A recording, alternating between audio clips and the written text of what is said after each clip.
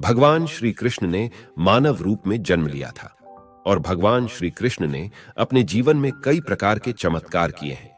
लेकिन भगवान श्री कृष्ण यह चमत्कार कैसे करते थे? क्योंकि भगवान श्री कृष्ण ने चेतना के सर्वोच्च शिखर यानी 16वें स्तर को प्राप्त कर लिया था। भगवान श्री कृष्ण ने 64 विद्या और 64 कलाओं में महारथ प्राप्त किया था और इसीलिए वे चमत्कार कर पाते थे। हम भी चमत्कार कर सकते हैं यदि हमें इन कलाओं का ज्ञान प्राप्त हो जाए। तो आइए जानते हैं कि यह 14 विद्या और 16 कलाएं कौन सी है। तो मित्रों, विद्या और कला में अंतर होता है।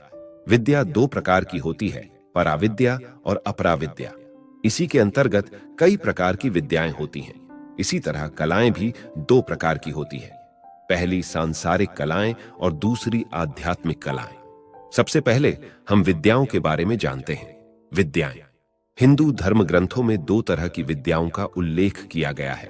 पहली है पराविद्या और दूसरी है अपराविद्या।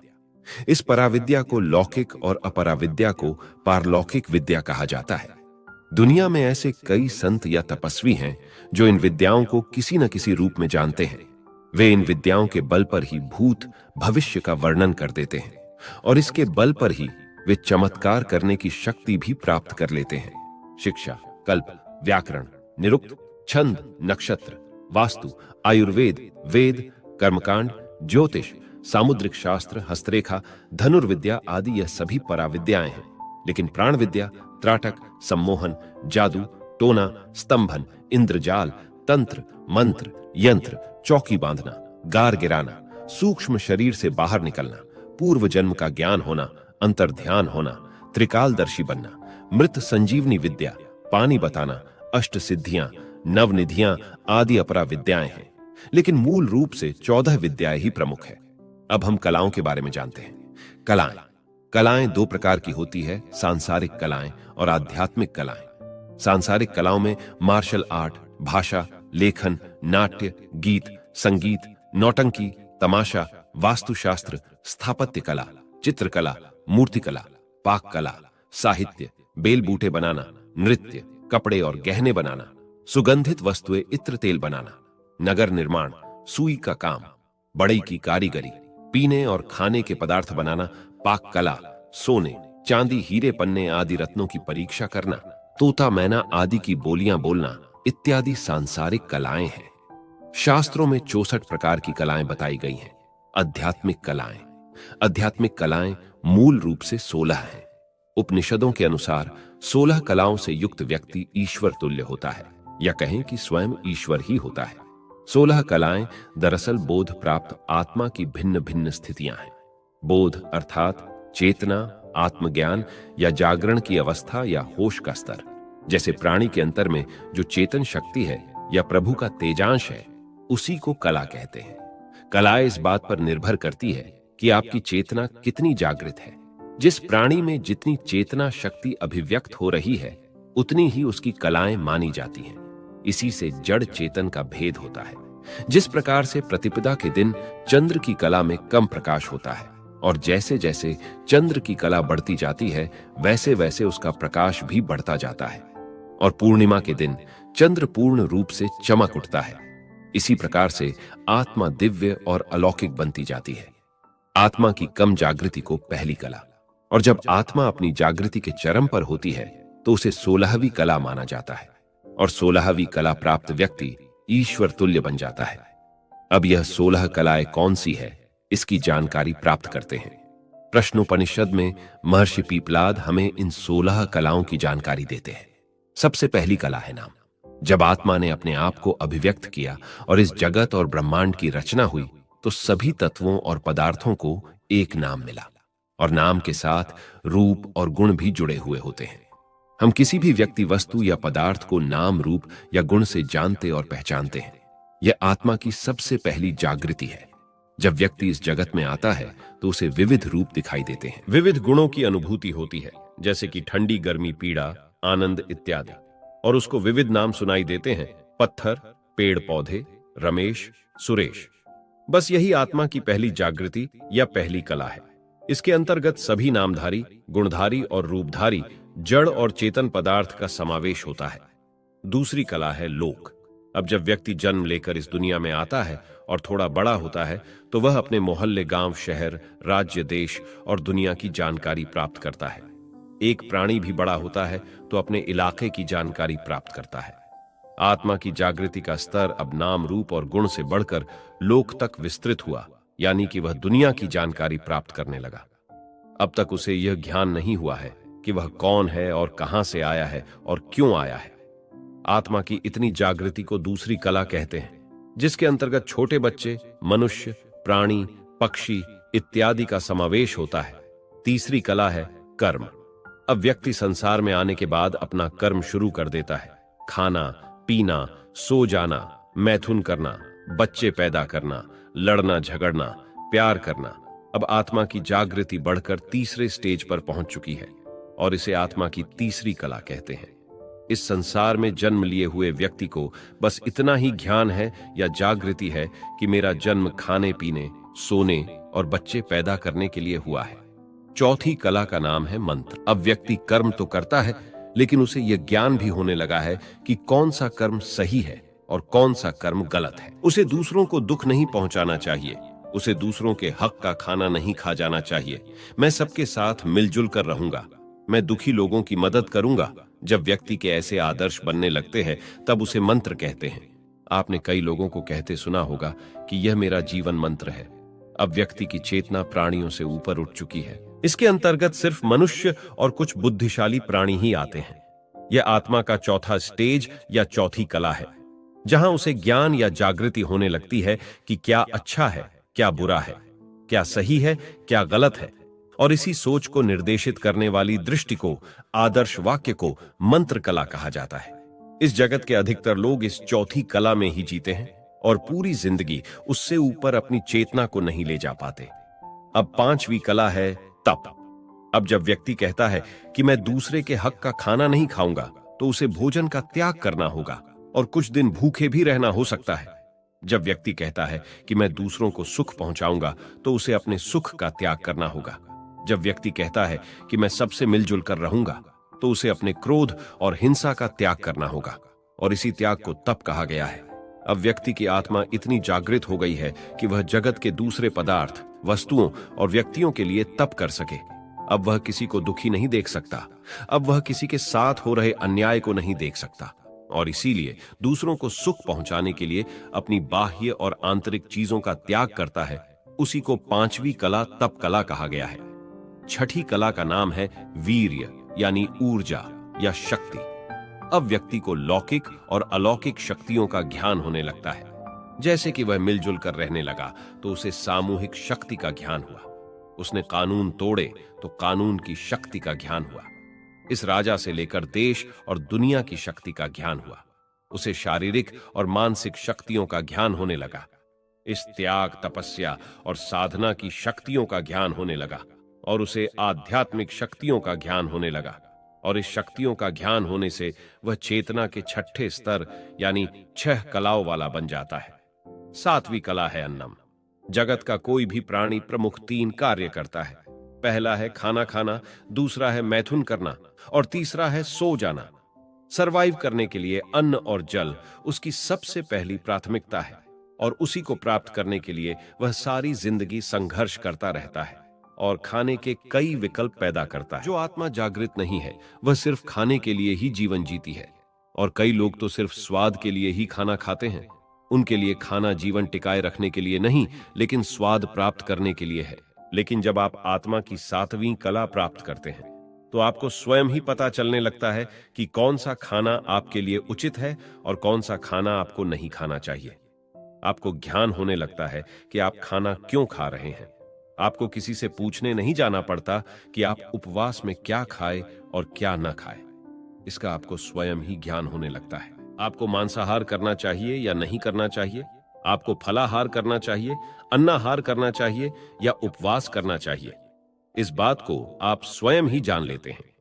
अब खाना आप सिर्फ स्वाद के लिए ही नहीं खा रहे होते हैं। यदि आपको 5 पकवान मिले हैं तो भी आप ज्यादा खुश नहीं हो जाते, और यदि आपको सूखी रोटी भी खाने को मिली है तो भी आप दुखी नहीं हो जाते, क्योंकि आप चेतना के आत्मा के छठे स्तर पर पहुंच चुके हैं। आत्मा की 7वीं कला का नाम है मन। कई साधक और तपस्वी इस 7वीं कला तक पहुंच जाते हैं। यहां पर पहुंचकर आपको मन का ज्ञान होने लगता है। आपको मन और आत्मा में क्या अंतर है यह दिखाई देने लगता है। आपको आत्मा के मनोमय कोश का ज्ञान होने लगता है। आपको मन के क्रियाकलापों, चंचलता और मन किस प्रकार से शांत और स्थिर हो सकता है इसका ज्ञान होने लगता है। आप जान जाते हो कि मन किस प्रकार से मुक्ति और बंधन का कारण है।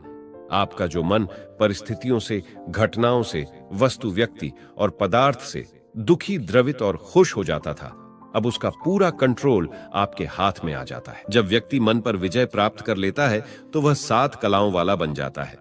आत्मा की 8वीं कला है इंद्रियां।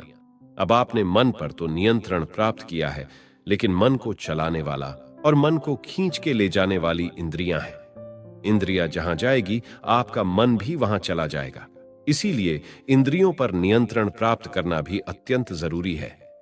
पहली है स्वाद इंद्रिय, जो आपको विविध प्रकार के स्वादों की ओर आसक्त करेगी, आपको खींच कर ले जाएगी। लेकिन इस 8वें स्तर पर आ जाने पर आपके लिए स्वाद महत्वपूर्ण नहीं है। नेत्र इंद्रिय आपको बहुत सुंदर, बीभत्स, भयानक, हिंसात्मक, इरोटिक्स दृश्य के प्रति आसक्त करेगी, लेकिन इस कला के प्राप्त करने पर आपके लिए वैसे दृश्य कोई मायने नहीं रखेंगे। श्रवण इंद्रिय आपको मधुर संगीत, मीठी बातें, निंदा, गालियां जैसी आवाजों की तरफ खींच कर ले जाएगी, लेकिन ऐसी आवाजें आप पर कोई अच्छा या बुरा प्रभाव नहीं डाल सकती। जनन इंद्रिया आपको मैथुन के प्रति आसक्त करेगी, लेकिन आप मैथुन करें या ना करें, आप पर आपका उस पर पूर्ण नियंत्रण है। आपको पूर्ण जागृति होती है कि आपको मैथुन कब करना है और क्यों करना है और कब नहीं करना है, और ब्रह्मचर्य का पालन करना है। इसी प्रकार सभी इंद्रियों पर आप नियंत्रण प्राप्त कर लेते हैं तो आप 8 कलाओं के स्वामी बन जाते हैं। और यहां तक कुछ सिद्ध योगी ही पहुंच सकते हैं जिन्होंने अपने मन और इंद्रियों पर पूर्ण नियंत्रण प्राप्त कर लिया है। 9वीं कला का नाम है पृथ्वी। मैं बड़ा हूं, मैं सुंदर हूं, मैं सबसे योग्य हूं, मैं सबसे ईमानदार हूं, सभी लोग मेरा बहुत आदर करते हैं, सभी मुझसे डरते हैं, सभी मुझे पसंद करते हैं, मेरी योग्यता के कारण लोग मुझसे ईर्ष्या करते हैं। ऐसे भावों से जब आप ऊपर उठ जाते हो, आपके अंदर से अहंकार नष्ट हो जाता है, तब आप पृथ्वी तत्व पर नियंत्रण प्राप्त कर देना शुरू करते हैं। आप जान जाते हो कि ना तो आप किसी से बेहतर हो और ना ही किसी से अलग हो और ना ही किसी से श्रेष्ठ हो, क्योंकि आपका निर्माण इस पृथ्वी तत्व के अणुओं से हुआ है, जिससे सारे ब्रह्मांड का भी निर्माण हुआ है। पृथ्वी तत्व के सक्रिय होने से अब आप में ठहराव आने लगता है, आपके विचारों में और आपके कार्यों में भी। और अब आपका मूलाधार चक्र सक्रिय होना शुरू हो जाता है। और जब पृथ्वी तत्व पर पूर्ण नियंत्रण प्राप्त हो जाता है तो आपको कई सिद्धियां मिलना शुरू हो जाती हैं। आपको अणिमा और लगिमा नाम की सिद्धियां प्राप्त होती है, यानी आप अपने शरीर को बड़ा या छोटा कर सकते हो। आप किसी भी पदार्थ को किसी अन्य पदार्थ में रूपांतरण कर सकते हो। आप शरीर पर पड़े जख्मों को ठीक कर सकते हो। आप किसी भी बीमारी को ठीक कर सकते हो। आप में हीलिंग पावर आ जाती है और इस प्रकार से आप 10 कलाओं के मालिक बन जाते हैं। 10वीं कला का नाम है जल। अब आपकी चेतना का स्तर इतना ऊपर उठ चुका है कि आप जल तत्व यानी कि जो विविध फोर्स यानी कि बल है, जैसे कि गुरुत्वाकर्षण बल, विद्युत चुंबकीय बल, पेशीय बल, यांत्रिक बल, घर्षण बल, इसका ज्ञान प्राप्त होने लगता है। और इसके लिए आपको कोई वैज्ञानिक होने की जरूरत नहीं है। आप इन बलों पर नियंत्रण प्राप्त कर सकते हैं और आपको कई सारी सिद्धियां प्राप्त हो जाएंगी, जैसे कि गरिमा और लगिमा, यानी कि आप अपने शरीर को या किसी भी वस्तु को बहुत ज्यादा भारी या हल्का बना सकते हैं। जिस प्रकार से नीम करोली बाबा ने ट्रेन को इतना भारी बना दिया कि वह 1 इंच भी आगे न बढ़ सकी, और भगवान श्री कृष्ण ने अपनी एक उंगली पर पूरे गोवर्धन पर्वत को उठा लिया, और भगवान हनुमान पूरे पर्वत को उठाकर लंका ले गए। आप में काबिलियत आ जाती है कि आप किसी भी चीज को आकर्षित कर सकते हैं, उसे अपने पास ला सकते हैं या दूर भेज सकते हैं। आप अपनी बुद्धि का निरीक्षण करने में और उसका सही उपयोग करने में सक्षम बन जाते हैं। 11वीं कला का नाम है अग्नि। अब आपकी तीसरी आंख यानी कि ज्ञान चक्षु खुल जाते हैं। आप किसी भी वस्तु में आग पैदा कर सकते हैं। आप ठंडी या गर्मी यानी कि तापमान पर नियंत्रण रख सकते हैं। आपका आभा मंडल यानी कि ओरा मंडल बहुत ज्यादा बड़ा होने लगेगा। अब आपको प्राप्ति नाम की सिद्धि प्राप्त हो जाती है, जिसके अंतर्गत आप किसी भी पशु, पक्षी और जीव जंतु की भाषा को समझ सकते हैं। 12वीं कला का नाम है वायु। अब आपकी आत्मा इतनी ऊपर उठ चुकी है कि आप वायु तत्व पर नियंत्रण प्राप्त कर आकाश में उड़ सकते हैं और जमीन के अंदर भी जा सकते हैं, पानी के अंदर भी कई दिनों तक रह सकते हैं। इसी को प्राकाम्य सिद्धि कहते हैं, जो वायु तत्व पर नियंत्रण प्राप्त करने से मिलती है। 13वीं कला का नाम है आकाश। आकाश तत्व में पूर्ण नियंत्रण हो जाता है। कहा हुआ प्रत्येक शब्द सत्य होता है। समस्त पंचभूतों से एकरूपता हो जाती है और सब पर नियंत्रण हो जाता है। जड़ चेतन इच्छानुसार कार्य करते हैं। इन 13 कलाओं पर नियंत्रण प्राप्त करने के बाद मनुष्य भगवान बन जाता है। अब उसकी आत्मदृष्टि इतनी विकसित हो चुकी होती है कि वह कोई गलत कार्य कर ही नहीं सकता।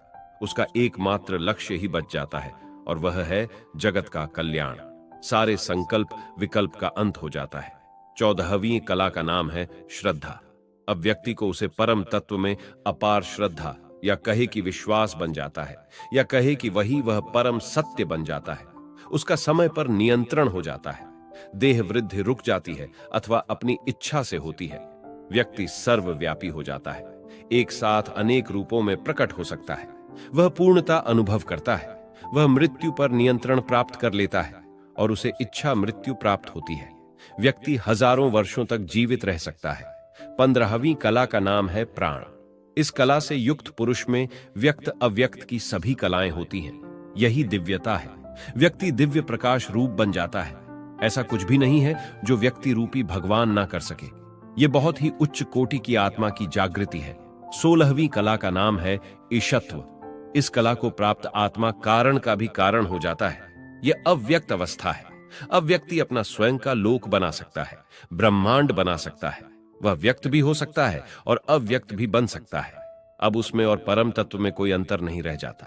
तो मित्रों, आपने इस प्रस्तुति में आत्मा की 16 कलाओं के बारे में जाना, जिसे महर्षि पीपलाद ने हमें प्रश्नोपनिषद में बताया है, जो आत्मा की जागृति के अलग अलग स्तर है। यदि आपको हमारी यह प्रस्तुति पसंद आ रही है तो लाइक एंड कमेंट करें और हमारी आर्यलोक चैनल को सब्सक्राइब जरूर करें। आपका जीवन सुखी रहे और आपकी चेतना का स्तर ऊपर उठे, इसी अभिलाषा के साथ मिलते हैं अगली प्रस्तुति में। धन्यवाद।